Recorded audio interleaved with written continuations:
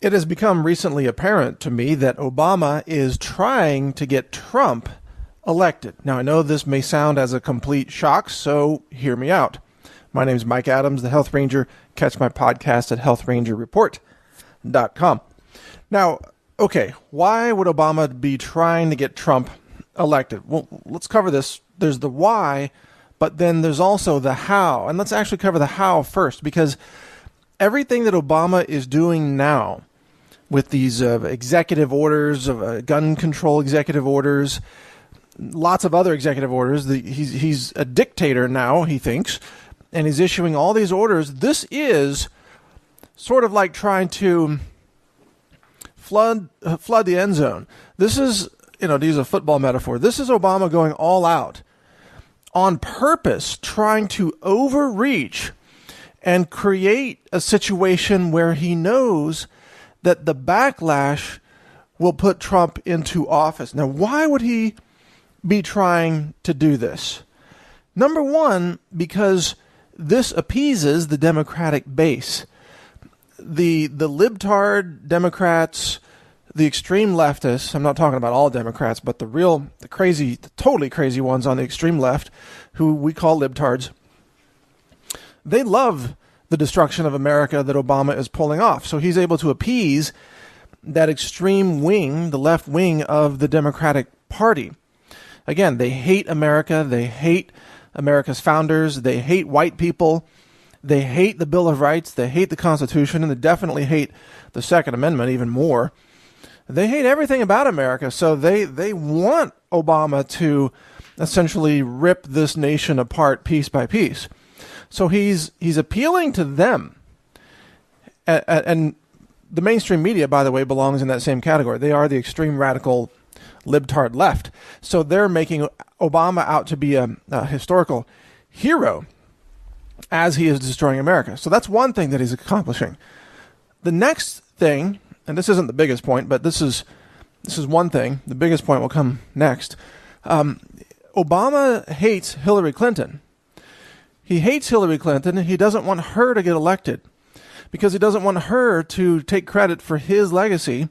Also, Hillary Clinton is the one who initially spread the rumor that Obama was not born in America. The birthers, in other words, the first birthers were Hillary Clinton campaign operatives back in the 2008 campaign. So he hates Hillary Clinton. They've had this long-standing rivalry for a very long time. Some of this has come out in his interviews where he's said a few nasty things about her or hinted at some of those things. He absolutely does not want Hillary Clinton to take over the White House and take credit for his work at destroying America. But the third reason, and this is the most important reason, and this is something you have to understand in order to really grasp what's happening globally. There is a major systemic global debt crash coming.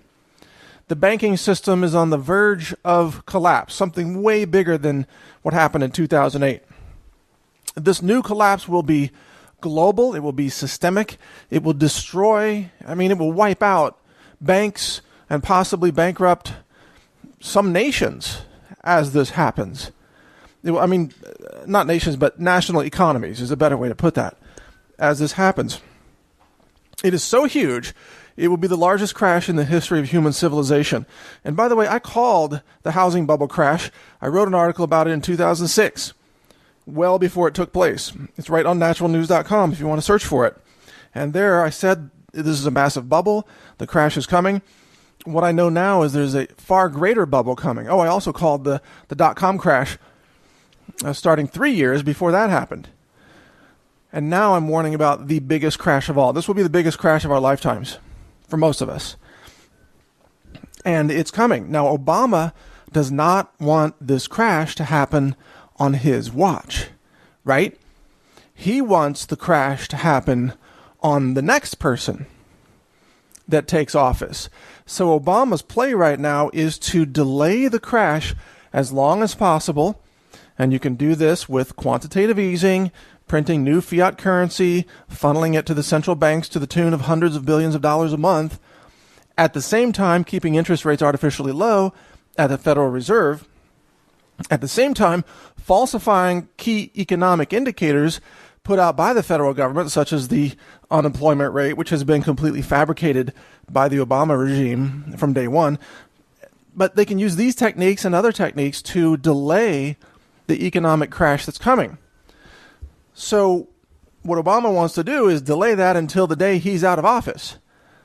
Wait for Trump to get in and then crash the whole system on Trump's shoulders.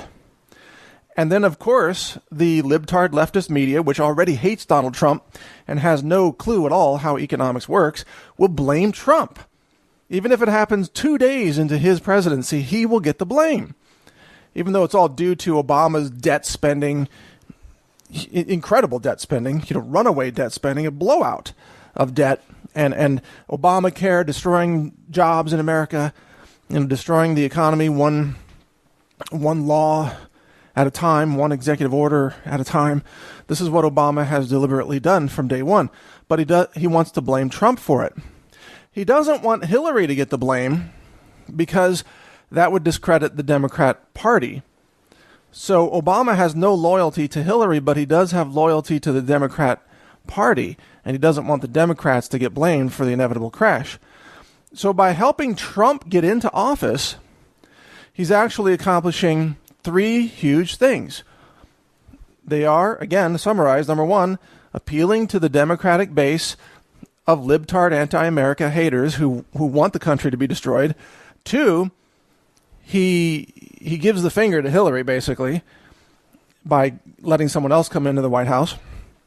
And 3, the big point, is he makes sure that the big crash that comes lands on Trump's shoulders, so Obama doesn't get blamed for it. Now, even though the Obama administration has blamed Bush for everything negative, once Trump takes over, the entire leftist media will say, Obama's not to blame for anything. It's all on Trump. You see how that works? It's another double standard, which probably the Democratic Party should just be called the party of hypocrisy and double standards at this point. That's really all they are. Well, and political correctness and intolerance and hatred and ignorance of history, ignorance of economics. I guess it'd have to be a really long name, really, at that point. Nevertheless, this is what's happening in my analysis. Now, my analyses are not always correct, but they usually are. And on these big issues, they're surprisingly often correct. The market crashes and so on. I see this coming with huge red flags. Now, can the Obama administration delay the crash for another year? Perhaps. Maybe so. It's not a sure thing, but they can sure pull out a lot of stops. They can do bail-ins. They can seize pension funds. They can print more money. That's the most powerful thing they can do. They can just keep printing money. And they can also use political pressure against countries like China to prevent them from issuing or announcing their own gold-backed currencies. They can apply a lot of pressure on countries to keep trading in the petrodollar and thereby maintain the global M2 money supply, into which the fiat currency creation is impeding. But you see, the larger the global money supply, the more fiat currency you can print without having a currency deflationary effect on the entire system. So they want to keep countries trading oil in dollars. And you can bet behind the scenes, the CIA, the State Department, and everybody from top to bottom of federal government is pressuring and probably threatening countries to make sure that they continue to use the petrodollar. That's why they took out Saddam Hussein, by the way, because Saddam threatened to stop using the dollar as an exchange currency for the oil that he was producing and selling. That's why they went after him. It has nothing to do with freeing the people of Kuwait. If you believe that, you're a sucker. Yeah, really. All right, so now the backlash against Obama is what will get Trump elected. It's like a dream come true for Donald Trump. The crazier Obama gets with all his executive orders and banning gun rights and now making people on Social Security not be able to purchase guns and having doctors be able to say, oh, you're mentally unstable, and the doctors can call the FBI and put you on the do not buy list. Now, how insane is all of that? Especially since half these doctors are on pharmaceuticals themselves. They're the insane ones. And so the backlash against this is building very rapidly. The backlash is the pro-Trump backlash, because most Americans already know that, Hillary Clinton is not going to go in there and change anything. She's Mrs. Monsanto. She's Mrs. Insider. She's taken money from all the big corporations all over the world in her foundation. She's the ultimate corrupt politician. It's like she's the worst example of it. Whereas Donald Trump is perceived as an outsider, a business person who has already stated he wants to shake things up. He wants to go in there and probably will initiate criminal investigations of fraud directed at Hillary Clinton and a national security violation. So by Obama getting Trump elected, he's also putting things into place that will get Hillary Clinton investigated and possibly, though not likely, possibly indicted or thrown in prison. Although, again, I don't see that actually happening, but at least it could be threatened by Trump if he's in the White House. So Obama has all kinds of reasons to want Trump to win this election.